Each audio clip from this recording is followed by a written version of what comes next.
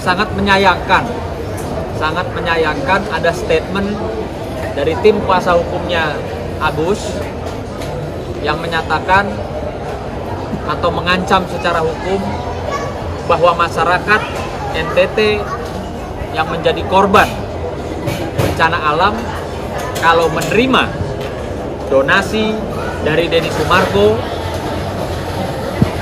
akan terkena pasal pidana. Di sini kami juga ingin mengedukasi masyarakat. Nanti mungkin Bang Petrus bisa menyampaikan apakah benar, apakah dapat masyarakat NTT yang menjadi korban itu dikenakan atau dipidanakan. Jujur, saya yang memang bergaul, berteman, bersahabat, bersaudara dengan teman-teman dari Timor, dari NTT khususnya, sangat menyayangkan adanya statement ya dari tim kuasa hukum Agus yang menyampaikan hal tersebut. Jadi di sini kami bersama-sama ya, menghimbau agar supaya tim kuasa hukum Agus itu segera mengklarifikasi atau ke depan tidak lagi menakut-nakuti masyarakat NTT yang sudah menjadi korban, yang mungkin saja kemarin sudah menerima donasi dari Denny Sumargo. Mungkin itu dari saya sementara. Nah, ini kebetulan Francisco ini Ketua Himpunan Advokat Muda Indonesia NTT, yang dimana dia khusus datang ke Jakarta untuk menyampaikan kejadian atau seperti apa sih suasana di sana. Silakan. Yo guys, balik lagi bersama saya tentunya Uki guys. Nah, kita lanjut lagi dalam kasusnya si Sugus guys ya. Nah, ini ada video katanya si Sugus Salim bernyanyi lagu Bollywood Shahrukh Khan. Bakat nyanyi saat live medsos ya. Dia sudah merasa kayak, wah gue terkenal nih guys ya. Jadi, waduh, terkenal dengan ya kata malu guys. Yuk kita lihat videonya seperti apa guys beritanya. Jane na sota hai ya kedua hai kuch hota hai. Gimana he? Bagus he? Kabi kusi kabi hem na joda hem kabi kusi kabi hem. Apa lagi? Ini mantap sekali Kak Sisil ya. Maaf Kak Sisil, si Farah bukan lelaki, wajah saja lelaki tapi hati Barbie. Ini yang sebelum ini ya. Kita dipertontonkan dengan sebuah drama bagaimana seorang laki-laki membentak perempuan di hadapan umum. Dan tim saya ada beberapa yang hadir tidak diperkenankan masuk dengan alasan bahwa tidak ada daftar list, padahal kami sudah mengirimkan daftar list dari kemarin. Ternyata FA dan timnya takut dengan tim 3 ini ya, apalagi dengan saya. FA takut, maka dari itu dia selalu membuli saya, menghina saya dengan rambut kuning saya, dengan kacamata hitam saya. Kalau memang FA berani, ayolah kita debat aja, debat hukum aja, debat hukum bagaimana penanganan perkara ini. Jangan sampai ini berlarut lah FA. Jangan sampai kau lawannya cuma Novi anak kecil kau lawan saya aja. Kenapa takut saya datang sehingga tim saya tidak berhadir? Ayolah FA.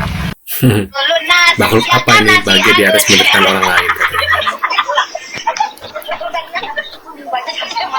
Rumah gue lunas, yang kanan si Agus. Wawa punya sama, karena si Agus. Wawa punya AC, yang kanan si Agus. Ini suara ini ya. Ya ampun, Ya bilang lucu ya Anda Wawa, Nenek Sumiati. Anda bilang Anda nggak kepengen dihujat, tapi Anda sendiri seolah sedang membranding atau menggiring opini publik, gitu kan? Kalau Anda memang pengen dihujat dengan kalimat Anda itu, dengan nyanyian Anda itu, ya kan? Jangan salahkan kita sebagai netizen menghujat Anda, karena Anda sendiri yang pengen dihujat. Ingat ya Nenek Sumiati, besi itu bisa hancur karena karatnya dia sendiri. Anda sedang memainkan peran itu. Satu lagi nih buat netizen, coba deh ambil kesimpulan dari kalimat si Wawa tersebut. Kalau gue, kesimpulannya adalah adanya indikasi di mana Wawa itu memang sudah punya rencana untuk menggunakan uang donasi yang Agus dapat dari hasil kanopi untuk bayar utang. Seperti kita gabungkan dengan kalimatnya dia. Setuju nggak? Kalau setuju komentar. Oke, selamat malam. Hari ini saya perkenalkan Acara Novi Donato dan sekarang Agus. Aduh, tuh kan sekolah di mana bro? Kan? Pernah menjadi pengacara yayasan dan ringti kan ya? Dan pengacara Novi dan pengacara Donatur. Alhamdulillah, beliau sekarang sudah sejalan sama kita.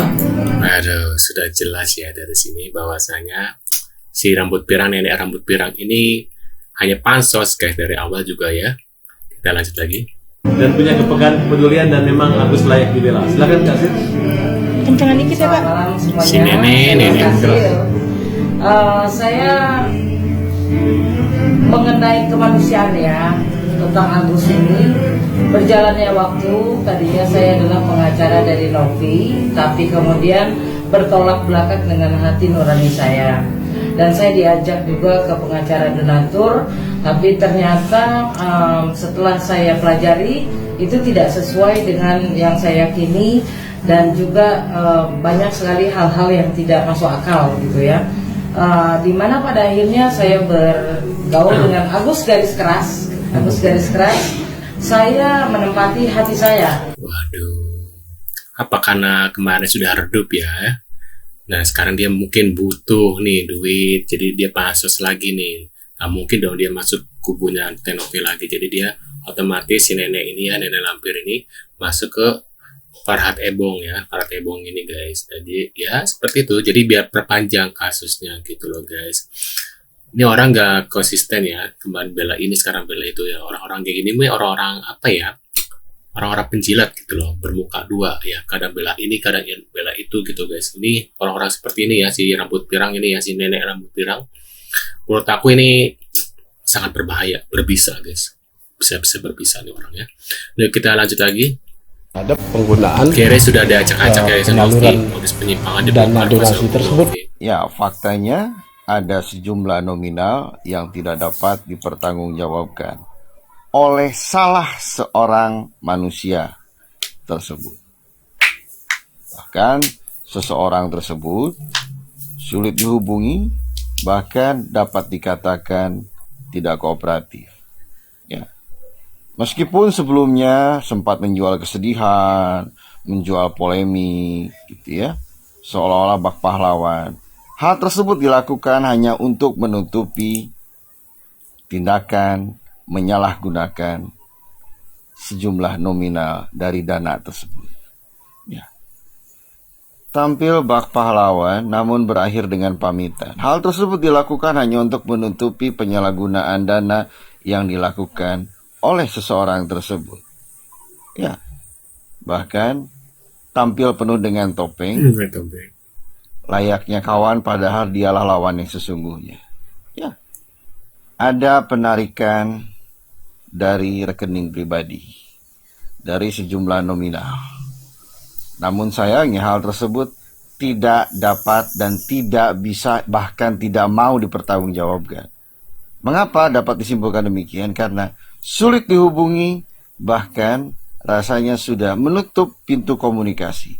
Padahal sudah beberapa kali coba dihubungi untuk menyelesaikan secara baik-baik. Namun sayangnya ada keengganan dari seseorang tersebut untuk menjelaskan terkait hal tersebut. Membuat skenario. Tuh, ini ada juga lagi Agus ingin lompat, Farhat terkapar, Pablo bongkar permainan licik, Farhat Novi menangis dengar ini guys. Kenal Eva tidak 1 hari 2 hari. Dia dulu menangani perkara sering begitu. Dia minta ke teman-temannya, kau maju, udah pancing aja biar dia pukul. Saya punya rahasia dia satu ya, saya info aja biar teman-teman tahu ya. Ternyata orang yang mengaku sebagai kuasa donatur yang namanya Pablo, yang menyetujui sumbangan ke NTT melalui podcast dengan Deddy Sumargo, Novi dan Gary, hanya 2 orang yang memberi kuasa. donaturnya. Mereka malu. Saya tanya, mana kuasamu, tangan-tanganmu dibawa kemarin katanya segini. Kau akan kukejar dengan statement itu karena kau telah menyampaikan sesuatu kebohongan di muka persidangan.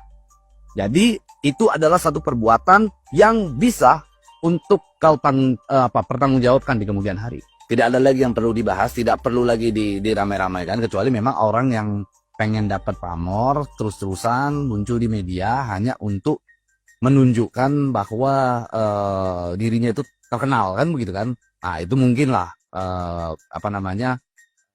bisa kita kategorikan orang-orang yang mempermasalahkan urusan donasi ini kembali adalah orang-orang yang hanya ingin terkenal di media, hanya cari pamor dari perkara ini. Jadi kasihan Agusnya, kalau menurut saya ya, kasihan Agusnya.